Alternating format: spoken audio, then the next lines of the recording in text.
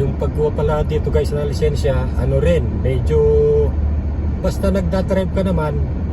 una kasi ano mo dyan, meron silang ano kasi yung ano dito may dalawang klase yan dalawang beses yung ano mo, yung anuhin mong test, dalawang beses yun, yung driving saka yung ang tawag doon, yung sa mag-aano ka muna ng test, yan, exam, sa exam muna, ano ka muna kung paano sa written test pala yun, written test na kailangan maintindihan mo yung may naman may although may reviewer naman dito na para kailangan bago kay sa driving, maintindihan mo muna yung rules dito, yung sa kalsada, yung lahat ng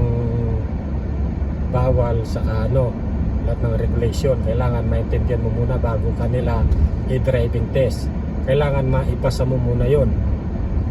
Ako na one time ko yung sa written test, pero nung driving test na nakatatlong beses ako. Kasi guys, hanggang 3 beses lang dito. Pag nag-fail ka pa dun sa sa pangatlong beses, back to back to zero ka na naman. Kaya buti sa awa ng Diyos, dun sa pangatlo na kuha ko na. Kasi mahirap talaga kahit na although sa Pilipinas marunong naman akong doon, may driver license naman ako, nagmamaneho naman ako doon, pero iba yung dito, talagang stricto. Kaya yun, sa awa ng Diyos, buti sa pangatlong beses na ko siya, naipasa ko siya. Yun, buti naipasa ko yan, kasi nga napaka-importante talaga nun